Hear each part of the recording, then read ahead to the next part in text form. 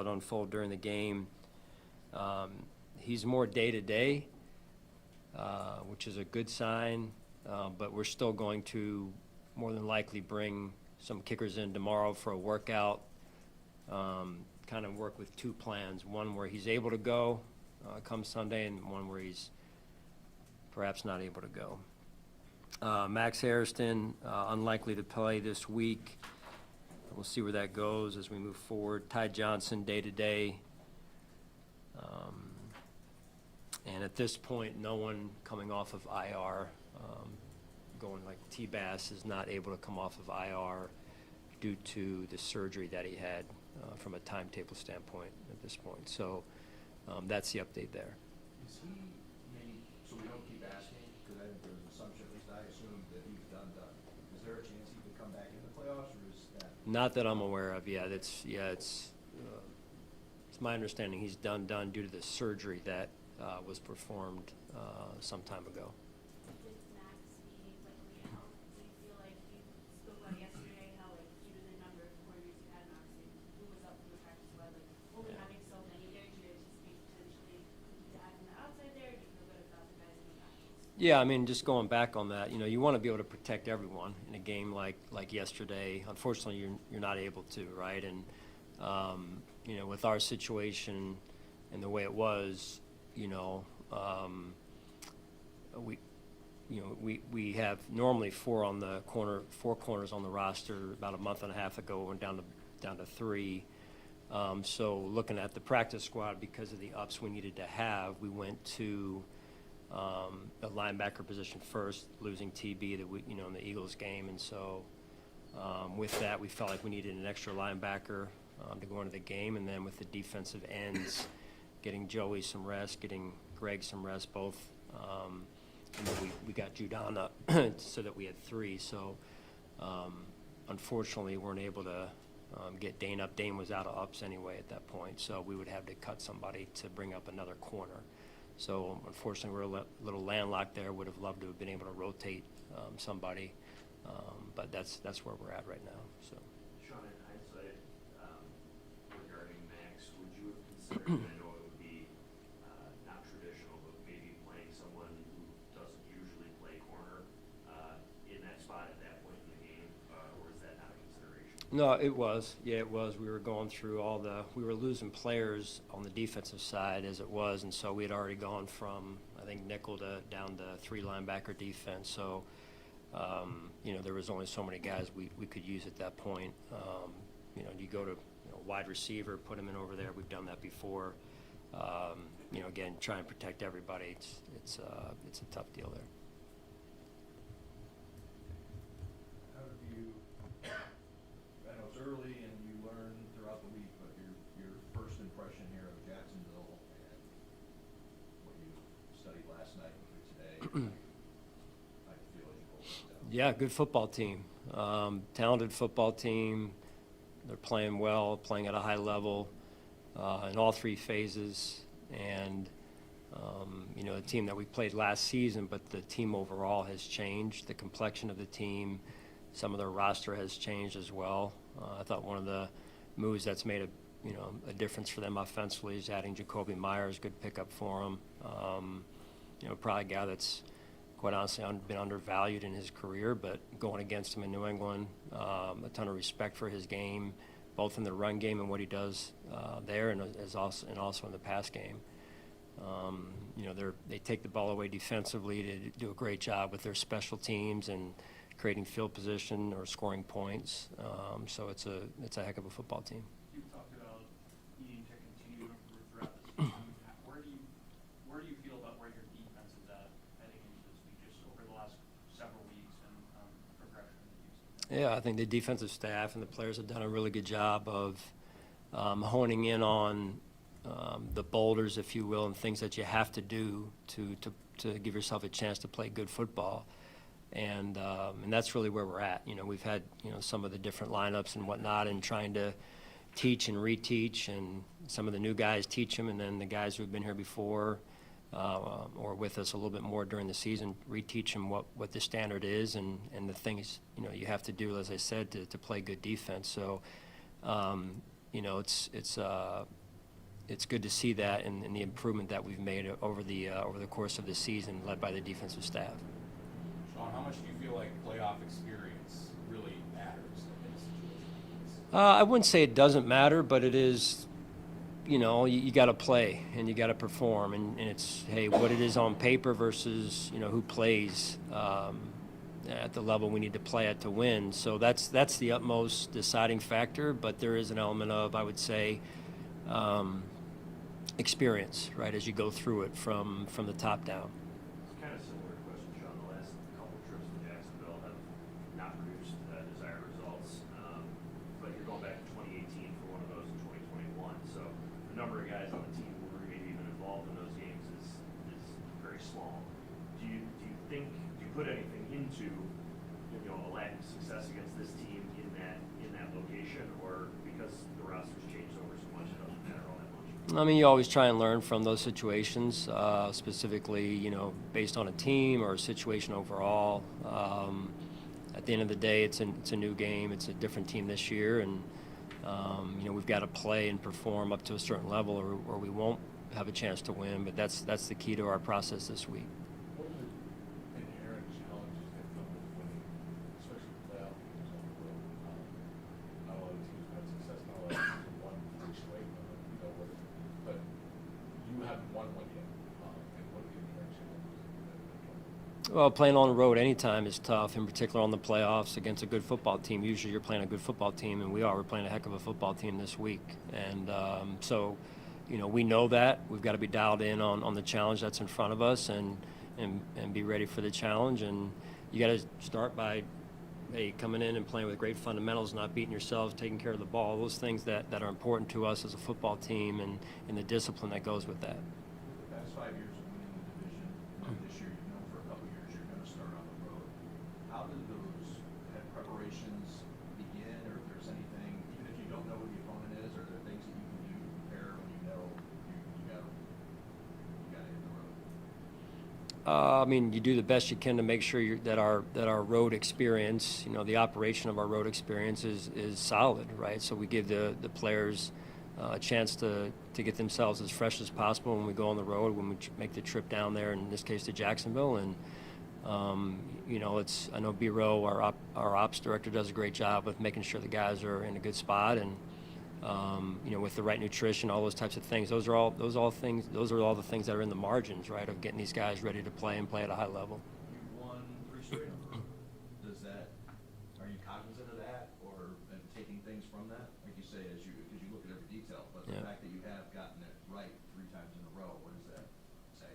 Well, that's an important piece. I would love to say that it carries forward. I'm not sure if it does exactly, directly in this case, but it's good. It's good to know, and but it won't directly impact this game necessarily. You guys have been amongst the top in the league in the turnover differential at different times over the last couple of years. The Jacksonville team this season, one of the tops in the league. How challenging is it not only to go on the road, but to go against a team that takes care of it and also forces a team away? Yeah, it's sound. Very sound in what they do, and makes for a big challenge for any team.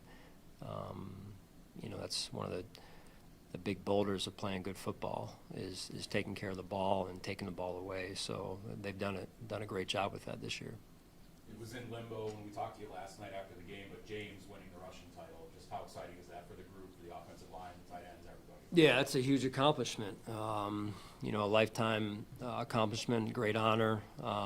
Offensive staff, James, the entire offense, led by the offensive line, of course, but that, as I've said before, includes the tight ends, the wide receivers, the other backs that are involved, Josh, Mitch last night. So great to see, great accomplishment. It's been a while since that's happened here, and I was watching the game last night, and I'm praying that we made the right decision. And I'll tell you what, it's not easy. You expose him too long, and he gets hurt, and you're not loving it. So you try to do your best to keep him healthy, but also get him to a spot where he can, kind of reap the fruits of his labor, and so that was good to see.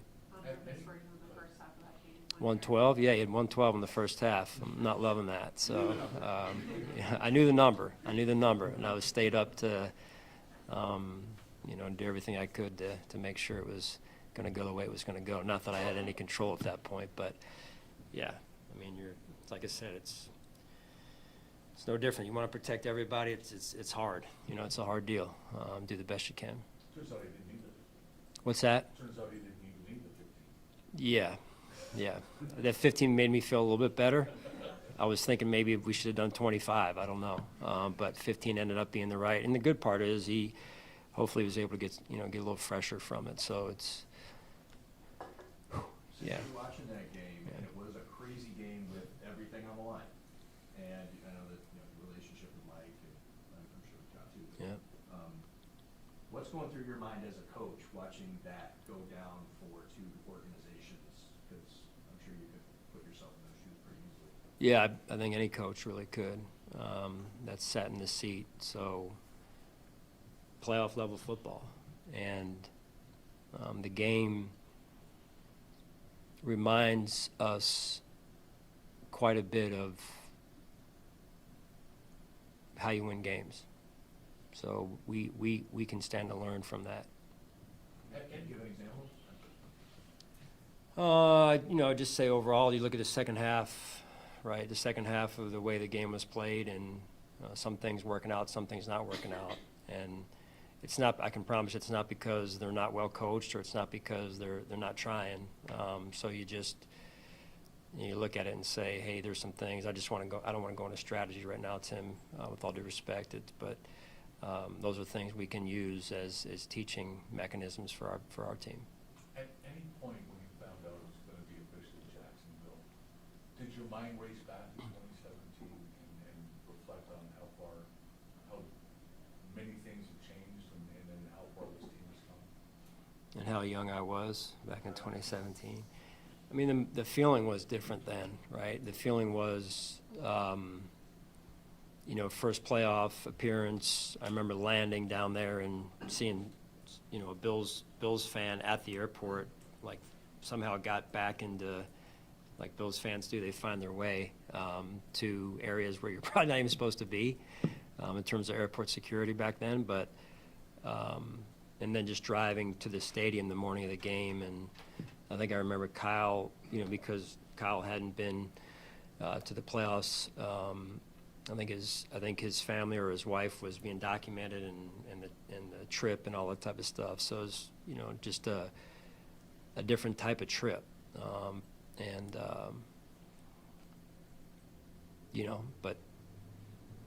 I guess to each their own, right, in this case. So this is X amount of years later. I think I said to somebody the other day, you make it in 17, and you're like, first time in 17 years, and you're like, okay, don't know what the future brings, what the future holds. And then you say, hey, it's been, 7 years in a row now. Is that what it's been in the playoffs? And 5 AFC East championships, regular season titles. You'd sign up for it back then, because you never know if you ever get back again, because you name it, there's tons of coaches, tons of players who have never even experienced the playoffs at all and had long careers. But so you don't take it for granted, but you understand the opportunity that's in front of us. I think that's the key part of this week for us here. Playoff game. So you're almost full season of just playoff games as a head coach. And you had a lot of playoff games before that, obviously, experience. But has it changed at all for you in terms of, I say confidence level, but like being sure of yourself because you've been in these spots Yeah. so many times as a coach? Yeah, I think that's it's a great question. I think that's the point of experience, right? Excuse me. And you don't take them for granted. Let's just start there. But at the same time, the experience is, I've been here, we've been here, and so that comes with, like, I guess it brings some level of, call it seasoning, and you would hope poise and composure as we prepare this week and go through our process. Like anything else, you learn from experience, and you hope you get smarter and gain more wisdom because of it if you're aware of things and where you want to go and the vision you have for yourself and your team. Sean, you mentioned in the previous answer, you said that the feeling is different from 17 to now. Yeah. What is the feeling today when you know, on the eve of starting this? Yeah. Really, this is going to sound like coach speak. It's not. It's process. You won't get the result you want if you don't hone in on what's right in front of you. When I'm done with this here is going back to work and trying to figure out what we need to get figured out and how we can improve our team and the different things that lead to winning every week. So, I would say probably back then it was, a little bit of a noise of, hey, people are going down to Jacksonville and this and that. And I'm sure that'll happen, but we are totally focused on what we've got to get done and the process that it's going to take to get it done. And this is a really good football team we're playing, and the challenge is big. I have kids, but we were back in 2017 with you bringing up the work process, because that's what you were preaching then. Mm-hmm. Yeah, still believe in it. Yeah, I still believe in it. But this might be like a little bit like Matt's question. Hopefully it doesn't seem redundant. I don't mean it as such, but because we were kind of thinking about Jacksonville, just curiosity. Do you think of things that you knew to be correct and true when you first became a head coach that you look back now and are like, I don't do that anymore, or that's just not the way it is? Yeah, I mean, you guys can, well, I don't want to say you guys can relate, but, when you, just like I've said before, year 9 now, and you look back at some of the things I was thinking, to your point, Tim, of in year 1 and going, man, was I wrong? And I think that's the humbling part of any experience, humbling part of this job, and yet a responsibility every year to improve as a leader, as a coach, as a person. Those are things that I take very seriously. And if I'm not asking myself to improve, I can't ask those around me to improve. So that's important for me. And yeah, that's a big part of the process, really. It is. So it's something I take very seriously. When you were watching the Jaguars' offense with this play caller preparing for this game, what impressed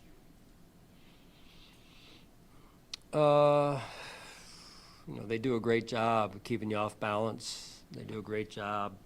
Like I said before, they got weapons in the backfield. They got weapons on the perimeter of their offense. Do a great job with the quarterback and moving the pocket. They run quite a bit of no huddle. Reminds me of early on when Goff was with Sean McVay. That's kind of where Coach comes from, and so there's a little bit of communication going on between the quarterback and the coach during the no huddle stuff. That reminds me of LA and Sean McVay. So, yeah. Max considered more day-to-day, or I know some like the players kind of communicate that Yeah. area. Don't know yet. Probably more week to week, if I had to guess right now. But we'll see where it goes. All right, thank you guys. Thanks, Coach.